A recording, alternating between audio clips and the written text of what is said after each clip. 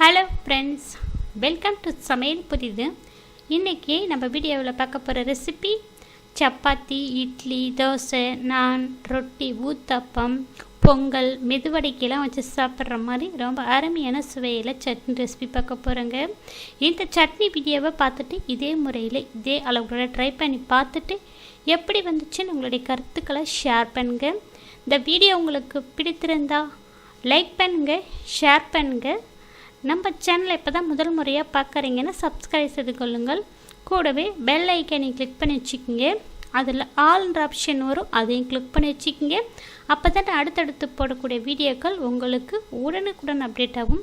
இந்த வீடியோவை ஸ்கிப் பண்ணாமல் முழுமையாக பாருங்கள். இப்போ வாங்க இந்த சுவையான சட்னி ரெசிபியை பார்க்கலாம். இப்போ சட்னி செய்யறதுக்கு ஸ்டவ்வில் கடாயை சூடுபடுத்தி வச்சுருக்கேன். இதில் 1 டீஸ்பூன் அளவுக்கு எண்ணெய் சேர்த்துருக்கேன்.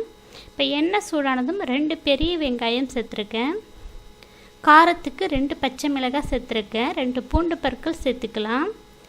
இப்போ வெங்காயம், பச்சை மிளகாய், பூண்டு இது எல்லாத்தையும் வதக்கிக்கலாங்க. இப்போ வெங்காயம் வதங்கினதுக்கப்புறம் இதில் 50 கிராம் அளவுக்கு வறுத்த வேர்க்கடலை சேர்க்குறேன். வேர்க்கடலுடைய தோலை கூட நீக்கிட்டு சேர்த்துக்குங்க. இதை நான் வீட்டில் வறுத்த வேர்க்கடலைன்றதுனால தோலை நீக்காமல் சேர்க்குறேன். நீங்கள் கடையில் வாங்கின வேர்க்கடலைஇருந்தால் தோலை நீக்கிட்டு சேர்த்துக்குங்க. இப்போ இதில் தேவைக்கேற்ப உப்பு சேர்த்துக்கலாம். ஒரு சின்ன நெல்லிக்காய் சைஸ் அளவுக்கு புளி சேர்த்துக்கலாம். இப்போ மிக்ஸ் பண்ணிவிட்டு இது சூடு முழுமையாக ஆறினதுக்கப்புறம் மிக்ஸி ஜாரில் சேர்த்து கொஞ்சமாக தண்ணி சேர்த்து சட்னியை அரைச்சி எடுத்துகிட்டு வந்து ஒரு பாத்திரத்தில் மாற்றிருக்கேன். இதில் தண்ணி ஒரு 1/4 டம்ளர் அளவுக்கு சட்னியோட மிக்ஸ் பண்ணியிருக்கேன். இப்போ சட்னிக்கு தாளிப்பு கொடுத்துருக்கேன். தாளிப்பு கரண்டில் 1/2 டீஸ்பூன் எண்ணெய், 1/4 டீஸ்பூன் கடுகு உளுத்தம் பருப்பு, 2 வரமிளகாய், கொஞ்சமாக கருவேப்பிலை, இது எல்லாம் பொரிஞ்சதும் சட்னியோட சேர்த்து மிக்ஸ் பண்ணிக்கலாங்க. ரொம்ப ஈஸியாக டக்குன்னு பார்த்தீங்கன்னா ஒரு 4லேருந்து 5 நிமிடத்தில் செய்யக்கூடிய சட்னி ரெசிபி. இட்லி, தோசை, சப்பாத்தி, ரொட்டி, பூரி, பொங்கல், மெதுவடைக்கெல்லாம் ரொம்ப அட்டகாசமாக இருக்குங்க.